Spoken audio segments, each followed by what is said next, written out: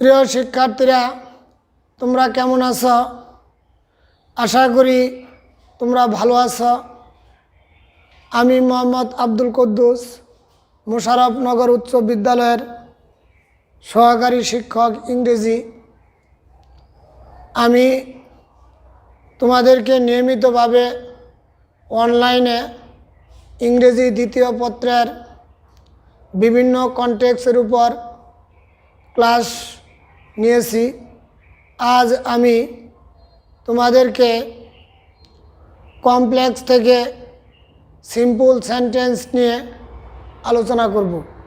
প্রিয় শিক্ষার্থীরা, আজ আমি এই কমপ্লেক্স থেকে সিম্পল সেন্টেন্স আলোচনা করার জন্য কিছু ব্যতিক্রমধর্মী সেন্টেন্স নিয়ে আলোচনা করব।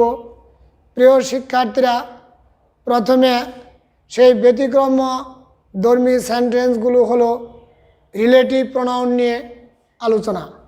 প্রিয় শিক্ষার্থীরা, আজ আমি এই রিলেটিভ প্রোনাউনযুক্ত কমপ্লেক্স সেন্টেন্সকে কিভাবে সিম্পল করতে হয় এই বিষয় নিয়ে বিস্তারিতভাবে তোমাদের সামনে আলোচনা করার চেষ্টা করব।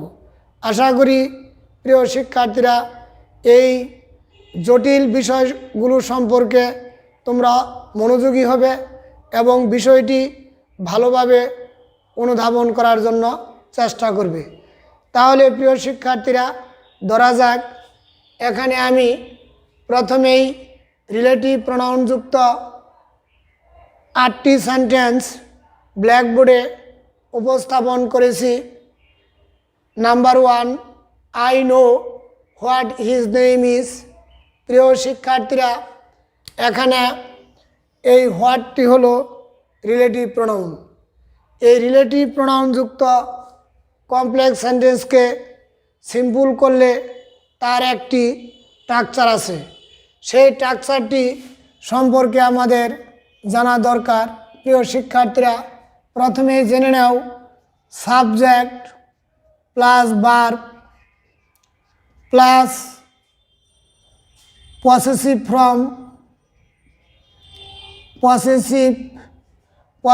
ফর্ম প্লাস নাউন পর্যন্ত।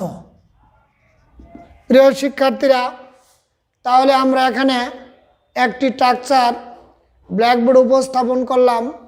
প্রথমে সাবজেক্ট, তারপরে ভার্ব, তারপরে পসেসিভ ফর্ম, তারপরে নাউন।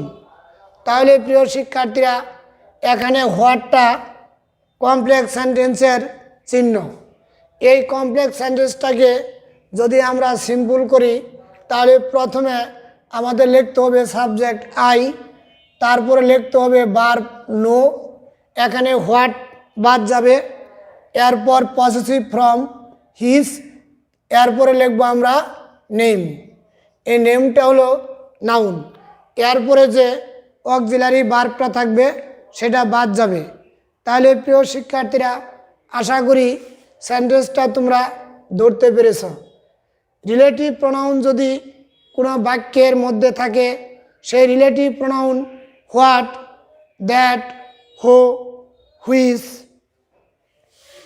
হোয়েন এই ধরনের রিলেটিভ প্রোনাউনগুলো সেন্টেন্সের মধ্যে থাকবে। অতএব এই রিলেটিভ প্রোনাউন যদি কোনো সেন্টেন্সের মধ্যে থাকে তাহলে তোমরা অতি সহজেই বুঝতে পারবে এই বাক্যগুলো অর্থাৎ এই সেন্টেন্সগুলো কমপ্লেক্স সেন্টেন্স। অতএব এই সেন্টেন্সগুলোকে যদি আমরা সিম্পল করি তার একটি স্ট্রাকচার আমি তোমাদেরকে ব্ল্যাকবোর্ডে লিখে দিয়েছি। প্রথমে সাবজেক্ট, তারপরে ভার্ব, তারপরে পসেসিভ সাবজেক্ট এর পসেসিভ ফর্ম, তারপরে নাউন। তাহলে প্রিয় শিক্ষার্থীরা, 1 নম্বর সেন্টেন্সের সঠিক উত্তরটি আমি ব্ল্যাকবোর্ডে লিখেছি, আই নো হিজ নেম। অনুরূপভাবে 2 নম্বর সেন্টেন্সটি এখানেও হোয়াট আছে। এই হোয়াটটি হলো রিলেটিভ প্রোনাউন। অতএব এই রিলেটিভ প্রোনাউনযুক্ত কমপ্লেক্স সেন্টেন্সকে সিম্পল করলে প্রথমে আমাদের এখানে লিখতে হবে সাবজেক্ট আই, তারপরে লিখবো আমরা ভার্ব নো, এখানে হোয়াটটা বাদ যাবে, তারপরে সাবজেক্টের পসেসিভ ফর্ম হিজ লিখতে হবে, তারপরে লিখতে হবে নাউন ইনটেনশন, ইনটেনশন। এরপর যে সবার লাস্টে অক্সিলারি ভার্ব থাকবে সেই ভার্বটি উঠে যাবে। তাহলে প্রিয় শিক্ষার্থীরা, আমরা নাম্বার 1 এবং নাম্বার 2 একই নিয়মে রিলেটিভ প্রোনাউন হোয়াট যুক্ত দুটি সেন্টেন্সকে আমরা কমপ্লেক্স থেকে সিম্পল করলাম। এখন 3 নাম্বার সেন্টেন্সটি প্রিয় শিক্ষার্থীরা আমি প্রথমেই রিড আউট করে তোমাদেরকে শোনাচ্ছি। The tree that stand before the house has grown old. প্রিয় শিক্ষার্থীরা, এই সেন্টেন্সটিও কমপ্লেক্স। এখন বলতে পারো এটা স্যার কিভাবে কমপ্লেক্স সেন্টেন্স হলো? যে সেন্টেন্সের মধ্যে রিলেটিভ প্রোনাউন দ্যাট থাকবে, রিলেটিভ প্রোনাউন হোয়াট থাকবে, রিলেটিভ প্রোনাউন হুইচ থাকবে, রিলেটিভ প্রোনাউন হো থাকবে, ওই সেন্টেন্সগুলোকে সাধারণত কমপ্লেক্স সেন্টেন্স বলা হয়। তাহলে প্রিয় শিক্ষার্থীরা, এখানে দ্যাটটা একটি রিলেটিভ প্রোনাউন। দ্যাট যুক্ত রিলেটিভ প্রোনাউন থাকলে কমপ্লেক্স সেন্টেন্সটিকে সিম্পল করলে তার আরেকটি স্ট্রাকচার হলো দ্যাট এর পরে যে মূল ভার্ব থাকবে তার সাথে আইএনজি যোগ করতে হবে। তার মানে প্রিয় শিক্ষার্থীরা, তোমরা এই বিষয়টি আরেকটু ক্লিয়ার করে জেনে নাও। দ্যাট রিলেটিভ প্রোনাউন উঠে যাবে, দ্যাটের পরে যে মূল ভার্ব থাকবে তার সাথে আইএনজি যোগ করতে হবে। তাহলে প্রিয় শিক্ষার্থীরা, আমরা লিখব দি ট্রি, দ্যাটটা উঠে গেল, এরপর মূল ভার্ব স্ট্যান্ড, এই স্ট্যান্ডের সাথে আমরা আইএনজি যোগ করলাম। তারপর আমরা সেন্টেন্সের আদার অংশ লিখব, আদার অংশ লিখব। তাহলে প্রিয় শিক্ষার্থীরা, এই কমপ্লেক্স সেন্টেন্সটাকে সিম্পল সেন্টেন্স হয়ে গেল। তাহলে প্রিয় শিক্ষার্থীরা, এখান থেকে আমরা স্পষ্টভাবে জানতে পারলাম দ্যাট যুক্ত রিলেটিভ প্রোনাউন কমপ্লেক্স সেন্টেন্সকে সিম্পল করলে প্রথমে রিলেটিভ প্রোনাউন দ্যাট উঠে যাবে, তারপর যে মূল ভার্ব থাকবে সেই মূল ভার্বের সাথে আইএনজি যোগ করতে হবে। তাহলে প্রিয় শিক্ষার্থীরা, এখানে 3 নম্বর সেন্টেন্সটির সঠিক উত্তরটি আমরা ব্ল্যাকবোর্ডে উপস্থাপন করেছি। অনুরূপভাবে প্রিয় শিক্ষার্থীরা, আমরা 4র্থ নম্বর সেন্টেন্সটি ব্ল্যাকবোর্ডে লিখেছি। এই সেন্টেন্সটি আমি প্রথমেই পড়ব, তারপর তোমাদেরকে কমপ্লেক্স থেকে কিভাবে সিম্পল করা যায় এই বিষয় সম্পর্কে, এই রুলস সম্পর্কে আমি তোমাদেরকে বিস্তারিতভাবে জানানোর চেষ্টা করব। The boy who is begging from door to door is an orphan. তাহলে প্রিয় শিক্ষার্থীরা, এখান থেকে আমরা আরেকটু জিনিস স্পষ্ট হয়ে জানতে পারলাম। এখানে হোডা রিলেটিভ প্রোনাউন, হোর পরে রিলেটিভ প্রোনাউনের পরে যদি কোনো অক্সিলারি ভার্ব থাকে সেটা উঠে যায়, তারপর যে মূল ভার্ব থাকবে তার সাথে আইএনজি যোগ করতে হবে। প্রিয় শিক্ষার্থীরা, এখানে আরেকটি চমৎকার বিষয় হলো রিলেটিভ প্রোনাউনের পরে যদি অক্সিলারি ভার্ব থাকে সেই পর্যন্ত উঠে যায়, তারপরে যদি কোনো মূল ভার্বের সাথে আইএনজি যুক্ত থাকে সেক্ষেত্রে আমাদের আইএনজি নতুন করে যোগ করার কোনো প্রয়োজন নেই, অর্থাৎ ওই আইএনজি যুক্ত ভার্বটি সরাসরি তোমরা খাতার মধ্যে লিখে দেবে। তাহলে প্রিয় শিক্ষার্থীরা, এই সেন্টেন্সের সঠিক উত্তরটি আমি ব্ল্যাকবোর্ডে তোমাদেরকে উপস্থাপন করে দেখাচ্ছি। আশা করি এই এক্সাম্পলগুলো তোমরা যদি মনোযোগ সহকারে গ্রহণ করো তাহলে এই কমপ্লেক্স থেকে সিম্পলের জটিল নিয়মগুলো তোমরা ক্লিয়ার হয়ে যাবে এবং পরবর্তী লাইফে এগুলো তোমরা সুন্দরভাবে প্রয়োগ করতে পারবে।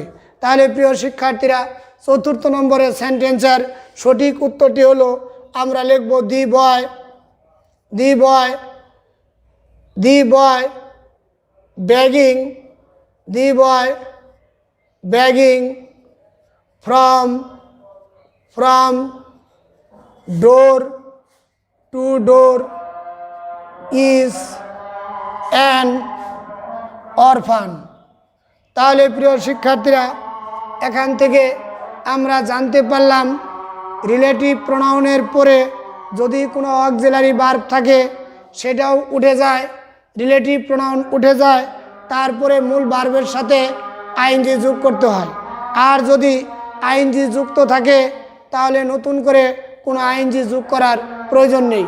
অর্থাৎ এখানে ব্যাগের সাথে আইএনজি যোগ হয়েছে, তাই নতুন করে কোনো আইএনজি যোগ করার প্রয়োজন হয়নি।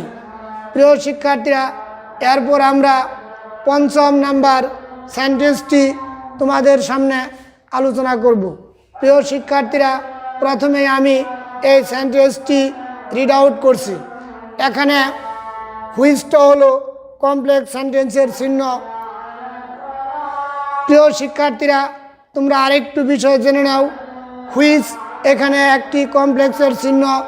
হুইচ যুক্ত কোনো কমপ্লেক্স সেন্টেন্সকে সিম্পল করলে আরেকটা বিষয় তোমাদের ভালো করে জানা দরকার, হুইচের পরে যদি কোনো অক্সিলারি ভার্ব থাকে তাহলে সেই অক্সিলারি ভার্ব বাদ যায়, তারপর সেন্টেন্সের আধার অংশ লিখতে হয়।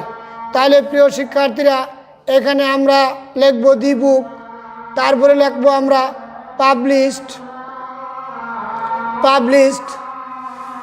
Last year goat, good, market.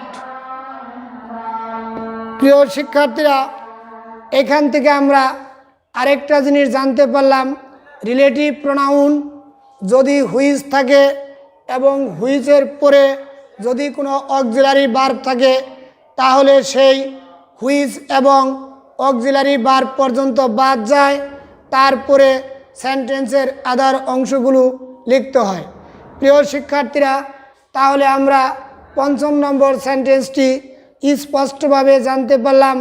এখানে দি বুক হলো সাবজেক্ট, হুইচটা রিলেটিভ প্রোনাউন বাদ, এরপরে অক্সিলারি ভার্ব ওয়াজ বাদ, তারপরে সেন্টেন্সের আদার অংশ লিখলে আশা করি সেন্টেন্সটি সিম্পল হয়ে যাবে। তাহলে প্রিয় শিক্ষার্থীরা, ৫ম নম্বর সেন্টেন্স সম্পর্কে আমরা বিস্তারিতভাবে জানতে পেরেছি। অনুরূপভাবে ৬ষ্ঠ নম্বর সেন্টেন্সটি আমি প্রিয় শিক্ষার্থীরা প্রথমেই রিড আউট করে তোমাদেরকে শোনাচ্ছি। The car which has been imported from Japan is working well. তাহলে প্রিয় শিক্ষার্থীরা, এই সেন্টেন্সটিও কমপ্লেক্স সেন্টেন্স। তোমরা প্রশ্ন করতে পারো, স্যার তাহলে কমপ্লেক্স সেন্টেন্স আমরা কিভাবে চিনব? যে সেন্টেন্সের মধ্যে দ্যাট, হো, which, when, since, as, because থাকবে সাধারণত ওই সেন্টেন্সগুলোই কমপ্লেক্স সেন্টেন্স। আজ আমি তোমাদেরকে ব্যতিক্রমধর্মী কিছু সেন্টেন্স নিয়ে আলোচনা করছি। তাহলে প্রিয় শিক্ষার্থীরা, এই ৬ষ্ঠ নম্বর সেন্টেন্সটির সঠিক উত্তরটি হলো দি কার। এখন হুইচ থেকে হ্যাজ বিন পর্যন্ত বাদ, তারপরে আমরা লিখব imported from Japan is working well. তাহলে প্রিয় শিক্ষার্থীরা, এই সেন্টেন্সের মিনিংটা হলো the car imported from Japan is working well. এই গাড়িটা জাপান থেকে আমদানি করা হয়েছিল বলেই এই গাড়িটি খুব ভালোভাবে চলছে, অর্থাৎ কাজ করছে। প্রিয় শিক্ষার্থীরা, এখানে হুইচ এবং হ্যাজ বিন পর্যন্ত বাদ গেল, এরপর সেন্টেন্সের আদার অংশ লিখলাম। তাহলেই প্রিয় শিক্ষার্থীরা কমপ্লেক্স থেকে সিম্পল হয়ে গেল। অনুরূপভাবে আমি 7 নম্বর সেন্টেন্স নিয়ে প্রিয় শিক্ষার্থীরা আলোচনা করছি। এখানে হোটা রিলেটিভ প্রোনাউন। প্রিয় শিক্ষার্থীরা, এটিও কমপ্লেক্স সেন্টেন্স। এই সেন্টেন্সকে যদি আমরা সিম্পল করি তাহলে প্রথমেই আমাদের আনতে হবে an industrious An industrious boy can shine in life. প্রিয় শিক্ষার্থীরা, এখানে তোমরা প্রশ্ন করতে পারো, স্যার এখানে অ্যান কেন আসলো? শব্দের প্রথমে ইন্ডাস্ট্রিয়াস শব্দটি পরিশ্রমী। এই শব্দের প্রথম অক্ষরটি বাইল হওয়ার কারণে আমরা এখানে লিখেছি অ্যান ইন্ডাস্ট্রিয়াস। তারপরে আমরা সাবজেক্ট লিখছি বয়, পরে ক্যান শাইন ইন লাইফ। তাহলে প্রিয় শিক্ষার্থীরা, এই রিলেটিভ প্রোনাউন যুক্ত 7 নাম্বার সেন্টেন্সটি কমপ্লেক্স থেকে সিম্পল হয়ে গেল। অনুরূপভাবে প্রিয় শিক্ষার্থী, একই রুলসের আরেকটি নাম্বার 8ম সেন্টেন্সটি নিয়ে আমি তোমাদের সামনে বিস্তারিতভাবে আলোচনা করার জন্য চেষ্টা করছি। প্রিয় শিক্ষার্থীরা, the girl who is meritorious can make a good result. এখানেও প্রিয় শিক্ষার্থীরা, এখানে হো হলো রিলেটিভ প্রোনাউন এবং হোর পরে অক্সিলারি ভার্ব বাদ যাবে। এই ক্ষেত্রে প্রিয় শিক্ষার্থীরা, আমাদের প্রথমে সাবজেক্ট লিখতে হবে এ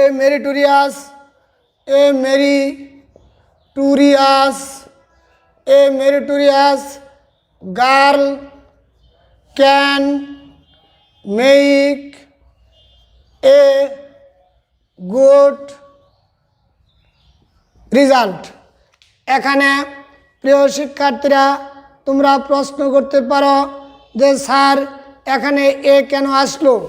এই মেরিটোরিয়াস একটি অ্যাডজেক্টিভ, এর প্রথম অক্ষর কনসোনেন্ট থাকার কারণে আমরা প্রথমেই আর্টিকেল এ বসিয়েছি, অর্থাৎ a meritorious girl can make a good result.